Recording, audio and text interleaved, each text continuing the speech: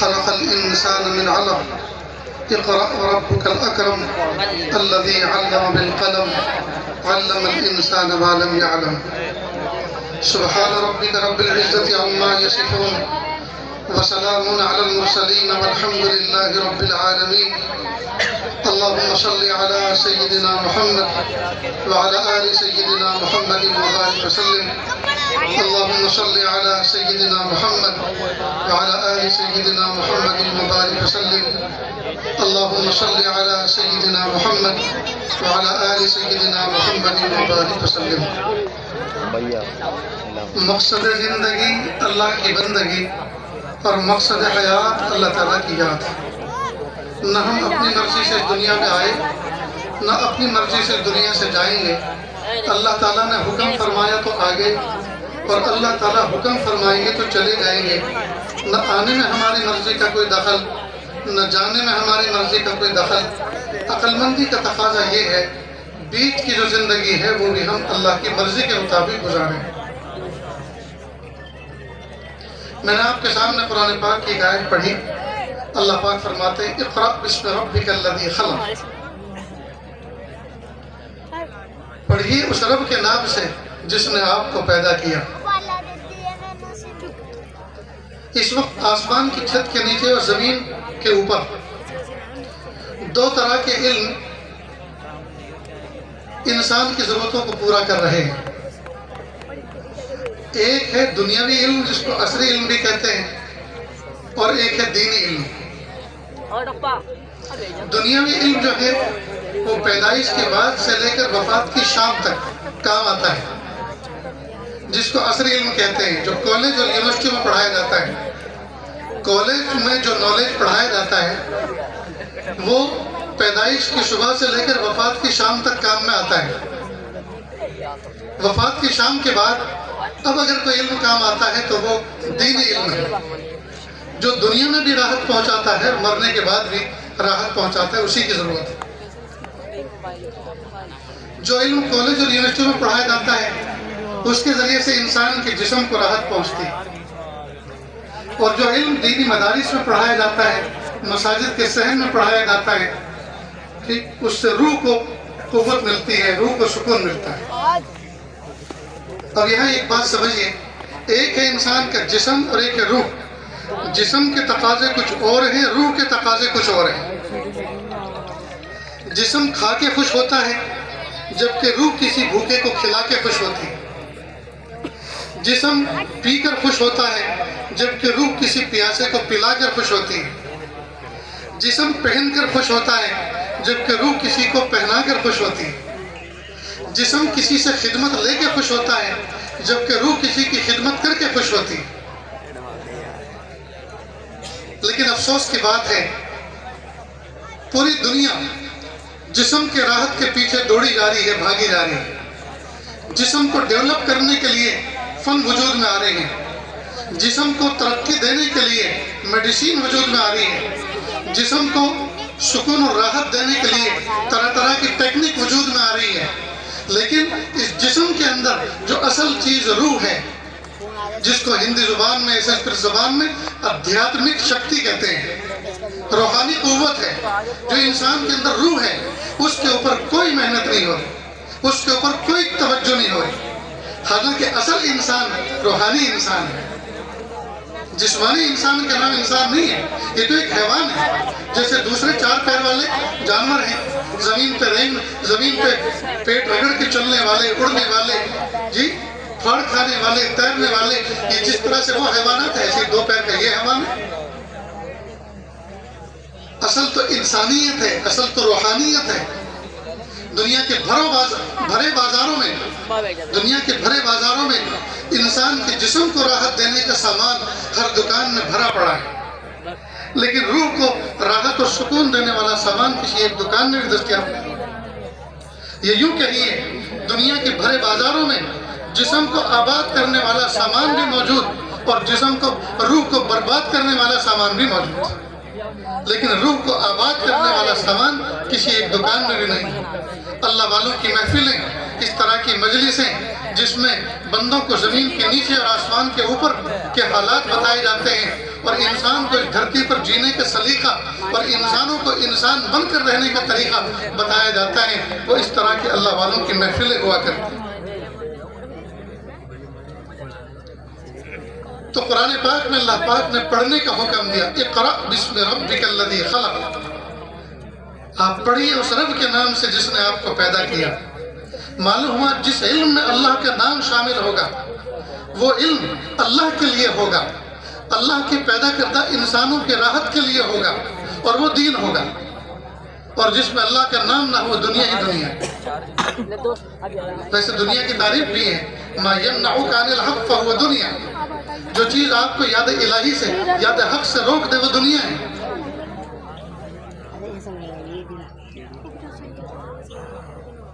اللہ رب العزت نے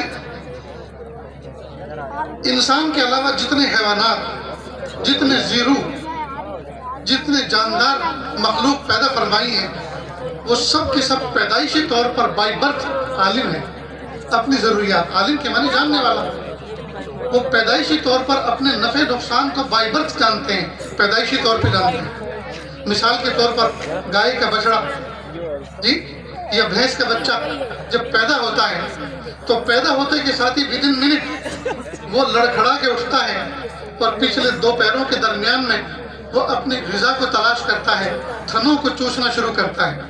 بتائیے کسی گائے نے اپنے بچڑے کو، کسی بھینس نے اپنے بچے کو یہ سمجھایا کہ بیٹا دنیا میں آنا مبارک ہو، ہیپی برتھ ڈے، تمہارا دنیا میں آنا مبارک ہو، اور اب تم میرے دو پیر جو ہیں پچھلے، ان پیروں کے درمیان میں ذرا لٹکنے والی چیز کو دیکھو، اس کو چوسو، اس میں دودھ نکلے گا، اس میں تمہاری غذا ہے۔ یہ میری تمہاری سب سے پہلی نصیحت ہے دنیا میں آنے کے بعد۔ آج تک کسی بھینس نے ایسی تقریر کی؟ مرغی کا چوزا 18 دن یا زیادہ سے زیادہ 21 دن انڈے کے اندر رہتا ہے اور پھر وائٹ ہاؤس کو توڑ کے باہر نکلتا ہے، اور نکلتے کے ساتھ ہی اپنا دانہ چننا شروع کرتا ہے، پانی پینا شروع کرتا ہے، بلی کو دیکھ کر بھاگتا ہے اور ماں کے پروں میں چھپ جاتا ہے، آگ کو دیکھ کے ڈرتا ہے کہ جلا دے گی۔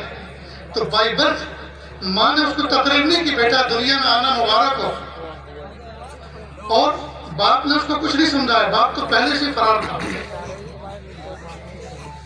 کچھ سمجھ میں بھی آتا ہے کہ نہیں؟ نہ مسکراہٹ ہے، نہ ہنسی ہے، نہ کچھ ذوق ہے۔ میں کہیں گنگوں کی بستی میں تو نہیں آ گیا؟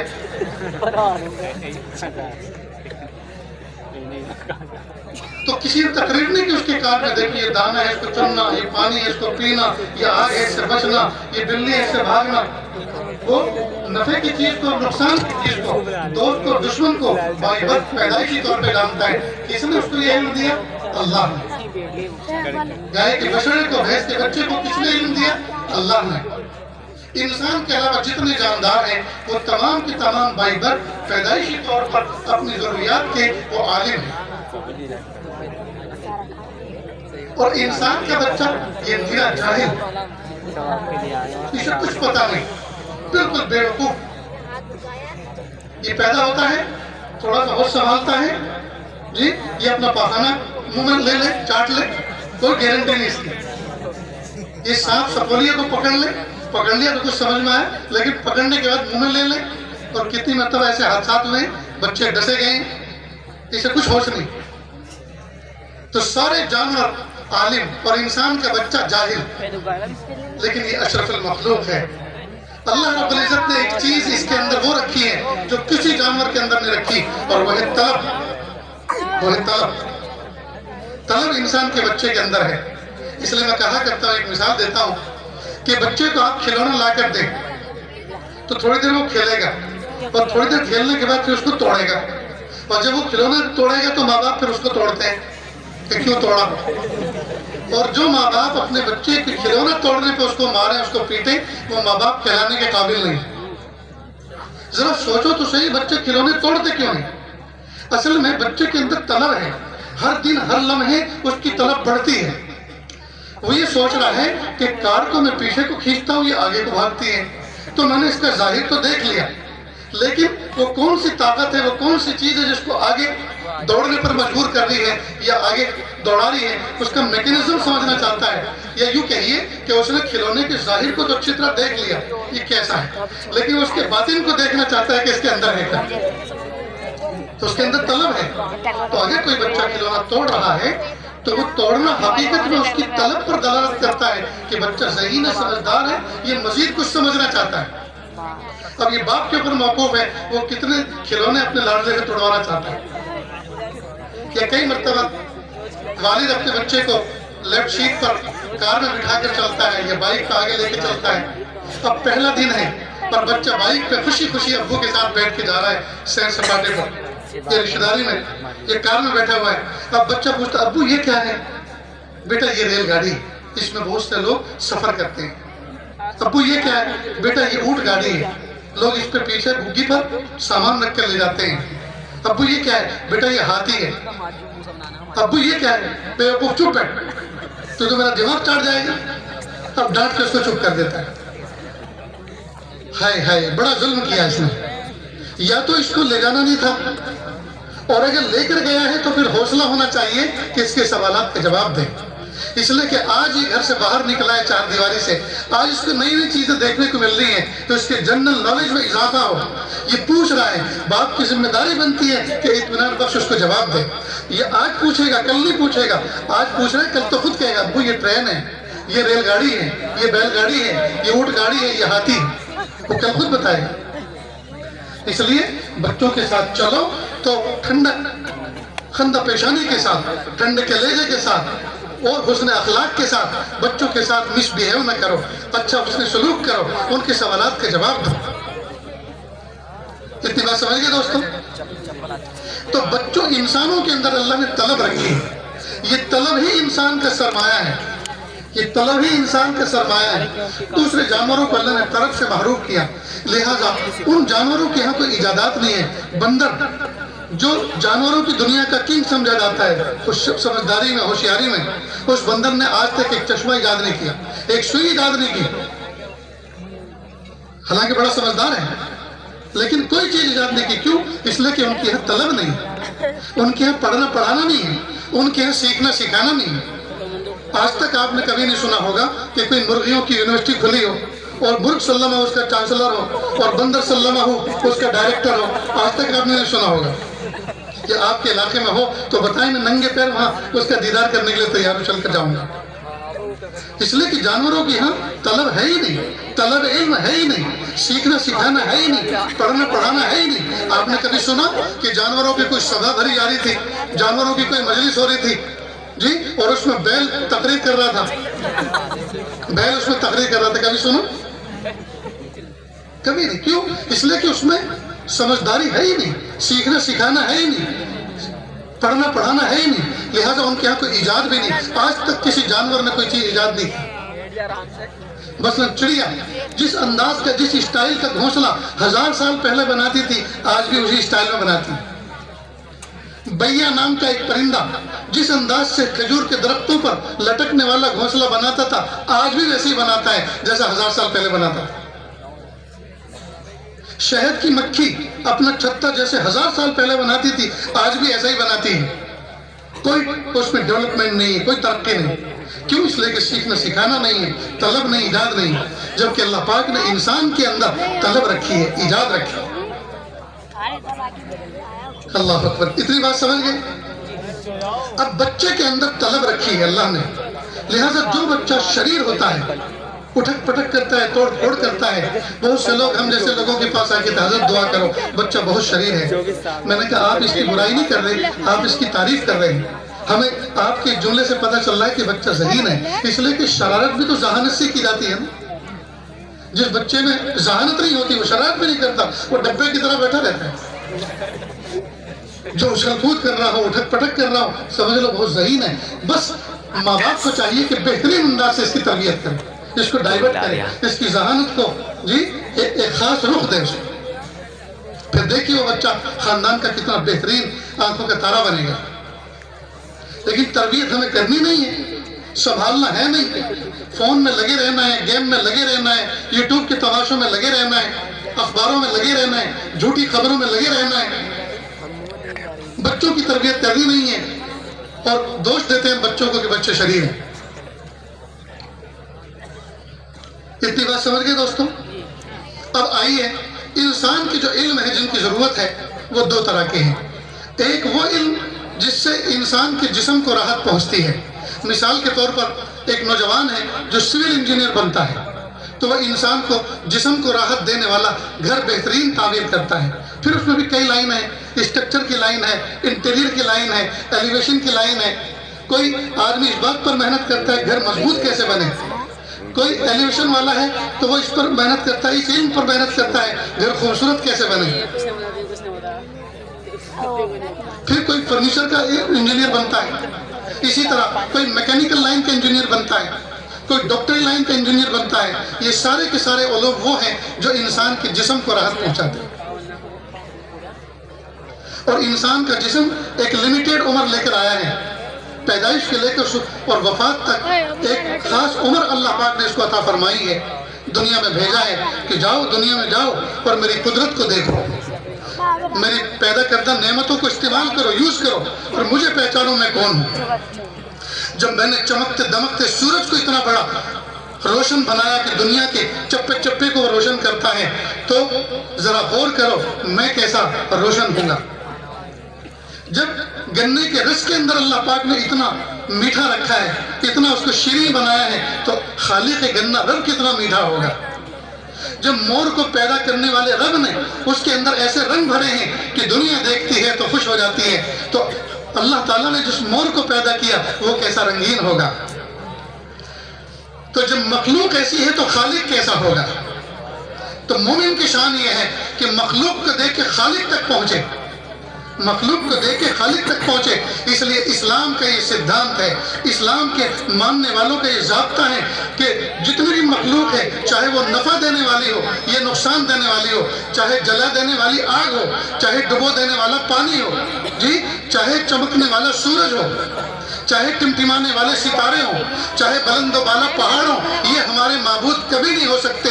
ये सारी की सारी मखलूक है और इस मखलूक को अल्लाह पाक ने हम इंसानों की खिदमत के लिए पैदा किया है। ये नहीं हो सकता जो नुकसान दे उसके सामने भी झुको और जो नफा दे उसके सामने भी झुको और जो चमके उसके सामने भी झुको और जो अंधेरा उससे भी डरो उसके सामने भी झुको। नहीं नहीं, ये सारी मखलूक है, ये मेरी और आपकी गुलाम है, ये सारे के सारे अल्लाह की पैदा करदा है और हम अल्लाह के लिए पैदा हुए हैं ताकि हम अल्लाह की इबादत करें। अब दुनिया के जितने उलूम हैं, दुनिया के जितने उलूम हैं, वो सारे के सारे इंसान को दुनिया की जिंदगी को डेवलप करने के लिए ईजाद हुए हैं और अल्लाह ही ने ये सुझाया है कि ऐसे घर बनाओ, ऐसे सवारी इख्तियार करो, जी, ऐसे जिंदगी गुजारो, ये बीमारी है, ये उसकी शिफा है, अल्लाह ही ने सुझाया इंसानों को। सोचने की बात है, मेडिसिन हम लेते हैं, डॉक्टर के यहाँ गए, उसने 2-3 टैबलेट दी, उसको कहा कि जी सर में दर्द है, एक टैबलेट दी, कि जी बुखार है, दूसरी टैबलेट दी, जी फोड़ा हुआ है, तीसरी टैबलेट दी। अब खाने वाला मुंह एक, मुंह में डालने वाला हाथ एक, और जिस पानी से निकल रहे हैं वो घूंट एक। लेकिन अल्लाह पाक ने अंदर एक मैकेनिज्म बनाया है, एक ऐसा निज़ाम बनाया है कि फोड़े वाली दवा फोड़े तक पहुंचेगी, अपना असर दिखाएगी, दर्द वाली दवा जिस जगह दर्द है उसको कम करेगी, और बुखार वाली दवा बुखार जिस हिस्से में है जिस्म के पूरे जिस्म में, वो उस पर असरअंदाज होगी। ये निज़ाम किसने बनाया? अल्लाह ने। मैं कश्मीर के एक हिस्से में गया, किश्तवाड़ नाम का इलाका, हज़रत जब यहाँ ठंडी का मौसम होता है तो माइनस इतना होता है कि वुजू करके आप आएँ और आईने में आके देखें, और अगर दाढ़ी के अंदर कुछ कतरात पानी के रह जाए, आप यूँ करें कतरात निकालने के लिए, तो वो कतरात टन टन की आवाज़ करते हैं, आईने से टकराते हैं, वो बर्फ बन चुका होता है।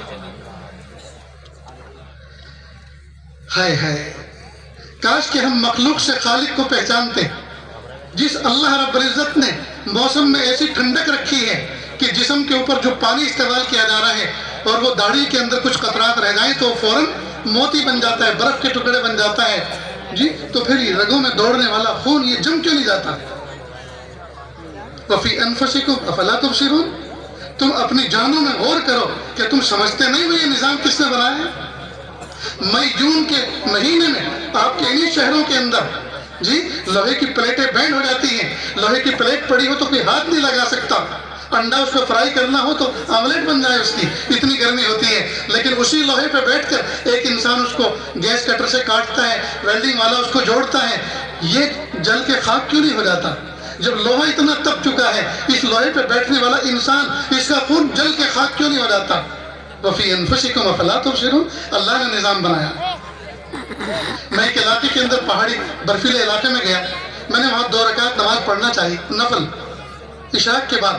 میں نے کہا یہ زمین کو بھی اللہ کے یہاں گواہ بنا لوں. میں نے وضو کیا، لیکن زندگی میں پہلی مرتبہ وضو کرنے کے بعد، نماز کا ارادہ کرنے کے بعد میں نماز نہیں پڑھ سکا. اتنی ٹھنڈی اتنی ٹھنڈی اتنی ٹھنڈی کہ بجائے نیت باندھنے کے بغل میں ہاتھ دبائے اور منہ سے گرم گرم ویپر نکالی تاکہ یہ کسی طرح جو سن ہو چکے ہیں یہ گرم ہو جائے. اسی فضا کے اندر ٹھنڈی ہوا اندر جا رہی ہے، ودن سیکنڈ باہر گرم ہو کے نکلنی ہے. کون سا ہیٹر ہے جو اندر چل رہا ہے اور کس نے بنایا ہے؟ اللہ نے بنایا. اللہ پاک نے دنیا کے جو علوم ہمیں عطا فرمائے تو ہم ان کے ذریعے سے دنیا کے علوم پر محنت کر کے ہم خالق کو پہچاننے والے بنے کہ وہ رب کیسا ہے. اور جو علم، جو دینی علم ہے جو مدارس عربیہ میں پڑھایا جاتا ہے، اس کا مقصد یہ ہے کہ بندہ اس علم کو پڑھے اور اپنے آپ کو اس علم پر عمل کرنے والا بنائے، اپنے آپ کو ڈھالے اللہ کے حکموں کے مطابق، اور دنیا میں بھی اللہ کو راضی کرے اور مرنے کے بعد بھی ہمیشہ ہمیشہ کی جنت میں اپنا ٹھکانہ الاٹ کرائے. کالج اور یونیورسٹیوں کے اندر جو علوم پڑھائے جاتے ہیں، اس کا شجرہ نسب اگر آپ معلوم کریں تو یہ زیادہ سے زیادہ لندن، امریکہ، جرمنی تک جا کے ختم ہو جاتے ہیں. مدارس عربیہ کے اندر جو علوم پڑھائے جاتے ہیں، ان کا اگر شجرہ نسب معلوم کریں تو یہ محمد الرسول اللہ صلی اللہ علیہ وسلم کے سینے مبارک تک پہنچتے ہیں. اسی سے پتہ چلتا ہے کہ کون سا شجرہ اور کون سا سلسلہ اعلیٰ اور افضل ہے. میرے بھائیوں، یہ بچے جو حافظ قرآن بنے، یہ ایک دن میں نہیں بنتے. نہ جانے کتنے مہینے، کتنے سال ان کو محنت کر کے قرآن پاک کے 30 پاروں کو اپنے سینے میں محفوظ کرنا ہوتا ہے. آج ان بچوں کی جیب کی تلاشی لیں جو حافظ بنے ہیں تو شاید پھوٹی کوڑی نہ نکلے، لیکن اللہ پاک نے ان کے سینے میں وہ دولت رکھی ہے جو 7 آسمان اور 7 زمین سے بھاری بھرکم ہے. وہ دولت اللہ پاک نے ان کو عطا فرمائی ہے جو بادشاہوں کے خزانوں میں نہیں. آج اگرچہ یہ بچے معصوم سے ٹوٹے ہوئے دل کے ساتھ بیٹھے ہوئے ہیں، لیکن اگر یہ استقامت کے ساتھ اسی تعلیم پر، اسی دین پر، اسی علم پر لگے رہے، اس کو آگے بڑھاتے رہے، اللہ تعالیٰ اس کی برکت سے ان کو وہ نصیبہ اور وہ قسمت عطا فرمائیں گے اور وہ عزت عطا فرمائیں گے کہ دنیا والوں کی گاڑیاں ان کا انتظار کریں گی، دنیا والوں کے دسترخوان ان کا انتظار کریں گے. جس گھر میں جا کر تھوڑی دیر قیام کر لیں گے، وہ گھر، وہ چارپائی، وہ شاعر اللہ بن جائے گی. لوگ چوم چاٹ کے رکھیں گے. حضرت والا اس پہ آئے تھے، تشریف لائے تھے، اس چارپائی پہ بیٹھے تھے اور اس کرسی پہ جلوہ افروز ہوئے. میرے بھائیوں، دین کی تعلیم کی عظمت کو ہم سمجھیں، اس کی قدر کو ہم سمجھیں، اور اس دینی تعلیم کی برکت سے ہمیں پتہ چلے گا کہ انسان کسے کہتے ہیں، انسانیت کسے کہتے ہیں، چھوٹوں کے اوپر کیسے شفقت کی جاتی ہے، بڑوں کا احترام کس طرح کیا جاتا ہے. یہ ان مدارس میں بیٹھنے والے پڑھاتے ہیں کہ بوڑھوں کا ادب کرنا چاہیے، ماں باپ کا ادب کرنا چاہیے. آپ ٹرین میں، آپ بس میں سفر کر رہے ہیں، آپ جوان ہیں، کوئی بوڑھا ہے، کوئی عورت ہے، آپ اس کے لیے سیٹ چھوڑ دیں، اس کو جگہ دیں. اور آج کل کا حال یہ ہے اسکولوں میں، کالجوں میں، یونیورسٹیوں میں، کیونکہ تربیت نام کی کوئی چیز نہیں ہے. ہو ہے، ہاں ہے، شور ہے، شرابہ ہے، ہنگامہ ہے.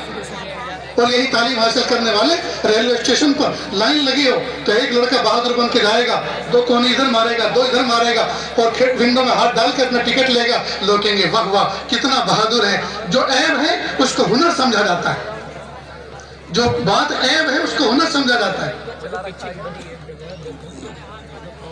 حضرت مولانا اشرف علی تھانوی رحمۃ اللہ علیہ کے پاس ایک طالب علم ایک ملنے آئے حضرت کے پاس. حضرت نے پوچھا کہ کہاں سے آپ چلے؟ کہ حضرت فلاں اسٹیشن سے چلا، فلاں جگہ اترا، کا ٹکٹ لیا تھا. کہ حضرت لائن بہت زبردست کھڑکی پر لگی ہوئی تھی اور اس ٹرین کے علاوہ کوئی ٹرین نہیں تھی، بغیر ٹکٹ کے میں چڑھ گیا. کہ پھر آپ نے ناجائز سفر کیا، ریلوے کی چوری کی، آپ نے کیا کہ حضرت آپ کی تعلیمات کی برکت سے میں اتنا سمجھاؤں، جب میں نے بغیر ٹکٹ کے سفر کیا، اترتے کے ساتھ ہی میں نے واپسی کا ایک ٹکٹ لیا، اس پلیٹ فارم سے لے کر جہاں سے بیٹھا تھا وہاں تک کا، اور اس کو میں نے پھاڑ کے پھینک دیا تاکہ ریلوے کمپنی تک پیسہ پہنچ جائے۔ اللہ اکبر ہیں ہم میں دوستو کتنے ایسے ہیں جو ان تعلیمات پر، روشن تعلیمات پر ہم عمل کریں؟ غرض دوستو، علماء، صلحاء، مدارس، مکاتب، یہ سارے کے سارے انسانیت کی خدمت کر رہے ہیں، انسانوں کو انسان بنانے کا کام کر رہے ہیں۔ دینی تعلیم جہاں سکھائی جاتی ہے وہاں یہ اخلاق بھی سکھائے جاتے ہیں کہ بڑوں کا احترام کیسے ہوتا ہے، چھوٹوں پہ شفقت کیسے ہوتی ہے، جی عورتوں کا ادب احترام کیسے کیا جاتا ہے، اور محلے میں کیسے رہا جاتا ہے، اور اجتماعی زندگی گیدرنگ کس طرح سے کی جاتی ہے۔ یہ سناٹا، یہ سکون، جی یہ انہی تعلیمات کا روشن ثبوت ہے، یہ انہی تعلیمات کا روشن ثبوت ہے۔ عید کے دن پوری بستی، پورے علاقے جمع ہوتے ہیں اور آدھا پونا گھنٹے کی عبادت، اپنی بھکتی، اپنی عبادت ادا کر کے سائلنٹ خاموشی کے ساتھ جس راستے سے آئے تھے اسی راستے سے چلے جاتے ہیں۔ نہ کسی کی ٹریفک کو تکلیف ہوتی ہے، نہ کسی راہ چلنے والے کو تکلیف ہوتی ہے، نہ کسی گھاس اٹھانے والی گھسیاری کو تکلیف ہوتی ہے، نہ چلنے والے چوپائے اور چار پیر والے جانور کو تکلیف ہوتی ہے۔ خاموشی کے ساتھ، کاش کہ دنیا اس نظام کو دیکھ کے سمجھے کہ یہ کیسے پرسکون لوگ ہیں، یہ مذہب کتنا سکون والا ہے۔ لیکن دوستو جب چشمہ جیسا لگایا جاتا ہے پھر ویسی چیزیں نظر آتی ہیں۔ ہرے رنگ کا چشمہ لگاؤ گے تو ہر چیز ہری نظر آئے گی، کالے رنگ کا چشمہ لگاؤ تو ہر چیز کالی نظر آئے گی۔ جب نفرت کا چشمہ لگاتے ہیں تو ہر چیز نفرت نظر آتی ہے، پھر ہر چیز میں نفرت نظر آتی ہے۔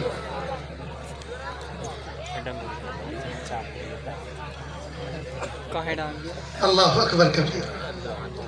میرے بھائیوں، دین کو سمجھو، دین کو پڑھو، اسلام کی روشن تعلیمات کو سینے سے لگاؤ اور سینے سے لگا کے ان پر عمل کرو۔ دنیا کی کوئی طاقت ہمیں اسلام کی تعلیمات پر عمل کرنے سے نہیں روک سکتی۔ انشاءاللہ کوئی بزدلی کی ضرورت نہیں ہے، کوئی ڈر خوف کی ضرورت نہیں۔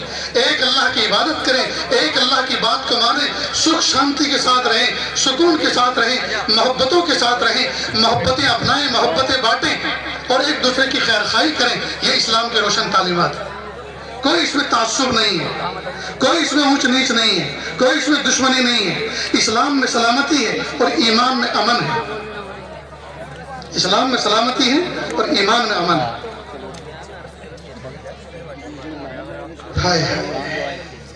بدنام ہو گئے ہیں دوستو، ہم نے اپنی تعلیمات کو چھوڑ دیا ہے، تعلیمات کو چھوڑنے پر ہم بدنام ہو گئے۔ اگر ہم اپنی تعلیمات پر ہوتے، اپنی تعلیمات پر ہوتے تو دنیا دیکھتی کہ اسلام کسے کہتے ہیں۔ یورپ کا ایک انگریز کسی زمانے میں بغداد کی طرف چلا اور یہ سوچ کر چلا کہ دیکھو اسلام کیسا ہوتا ہے، مسلمان کسے کہتے ہیں۔ یہ اس زمانے کا بغداد جب وہاں سکہ رائج الوقت اسلام تھا۔ چلتا رہا، بازاروں میں گھومتا رہا، اس کو سیونگ مشین کی ضرورت تھی۔ ایک دکان پر گیا، اس نے لینگویج کا پرابلم تھا، زبان کا مسئلہ تھا، اس نے اپنے جھولے میں سے وہ مشین نکالی، دکھائی کہ ایسی چیز ہے آپ کے یہاں؟ کہا ہے، کہا دکھاؤ۔ اس نے دکھایا تو اس نے دیکھا، اس کو پسند آیا، کہا قیمت کیا ہے، پرائز کیا ہے؟ اس نے قیمت بتائی، قیمت بھی اس کو مناسب لگی، کہا ایک پیس دے دو۔ اس نے کہا سوری، معاف کرنا، روڈ کراس کر کے سامنے والی دکان پہ جاؤ اور سیم کمپنی کی سیم پرائز میں یہی چیز آپ وہاں سے لے لو۔ وہ گیا اور وہاں جا کر اس نے کہا یہ چیز ہے، کہا ہے، کہ دکھاؤ۔ دکھایا تو وہی جو پہلی دکان پہ تھی، کہا قیمت تو وہی جو پہلی دکان پہ تھی، کہ ایک پیس دے دو۔ اس نے دے دیا، اس نے پیمنٹ کر دیا، واپس پہلی دکان پر آیا، کہا آپ نے وہ جو چیز مجھے دکھائی تھی آپ نے مجھے کیوں نہیں بیچی؟ کیا آپ کے پاس دوسرا پیس نہیں ہے، وہ نمونے کا بچا ہے؟ کہ نہیں میرے پاس بہت سارے ہیں۔ کہا پھر کیوں نہیں بیچا؟ کہ اصل میں صبح سے لے کر اب تک میرے یہاں کئی کسٹمر، کئی گاہک آ چکے ہیں، لیکن اب تک اس دکان پر کوئی کسٹمر نہیں آیا، تو میں نے سوچا اگر آج اس کے یہاں کوئی گاہک نہیں آئے گا، آج اس کا چولہا ٹھنڈا رہ جائے گا، آج اس کے بچے بھوکے سو جائیں گے، میں نے سوچا ایک گاہک میں اپنی طرف سے بھیج دوں۔ وہ بڑا حیران ہوا کہ یہ لوگ اتنے ایک دوسرے کے خیر خواہ ہیں، ان کا کمپٹیشن نہیں ہے کہ اشارے سے یوں کر کے بلا لیں۔ خیر وہ چلتا رہا، اسے بھوک لگی تھی، ایک ہوٹل میں گیا، اس نے کھانے کا آرڈر دیا، نیچے سفرہ دسترخوان بچھا تھا، ہاتھ دھو کر بیٹھ گیا، اپنے آرڈر کے انتظار میں. وہاں قریب میں ایک نوجوان پہلے سے کھا رہا تھا. جب اس کا آرڈر آیا اس نے کھانا شروع کیا تو جب یہ نیچے دیکھتا تو وہ نوجوان اس کو دیکھتا اور جب اس کی نظر اس پہ پڑتی تو اپنی نظر نیچے کر لیتا. کافی دیر تک یہ سلسلہ چلتا رہا. یہ کھا پی کر پہلے والا کھا پی کر چلا گیا, پہلے سے کھا رہا تھا. یہ اپنی باری پہ ہاتھ دھو کر کھانا کھا کر جب کاؤنٹر پر گیا بل پے کرنے کے لیے تو اس نے کہا آپ کا بل تو پے ہو چکا. کہا کس نے کیا؟ کہ وہ جو نوجوان آپ کے سامنے بیٹھا تھا اس نے کیا. کہ وہ میرا کیا لگتا ہے؟ کہ وہ آپ کا لگتا تو کچھ بھی نہیں, لیکن اس نے مجھ سے آ کر ایک بات کہی کہ یہ آدمی ہماری کنٹری کا نہیں لگتا, یہ ہماری کنٹری میں مہمان ہے اور اسلام میں مہمانوں کو کھلانے کی فضیلت ہے, لہٰذا یہ فضیلت میں حاصل کرنا چاہتا ہوں, میں اس کی میزبانی کا بل ادا کرنا چاہتا ہوں, لہٰذا آپ مجھ سے بل لے لیں, ان سے مت لینا. لہٰذا آپ کا بل وہ پے کر کے جا چکا. کہ وہ کدھر کو گیا مجھے بتاؤ, میں اس کو تھینک یو اور شکریہ کہوں. کہا وہ تو مجھے بھی پتہ نہیں کدھر کو گیا ہے, لیکن اس کو آپ کی تھینک یو اور شکریہ کی ضرورت نہیں تھی, وہ اس کا بدلہ قیامت کے دن اپنے اللہ سے لے لے گا.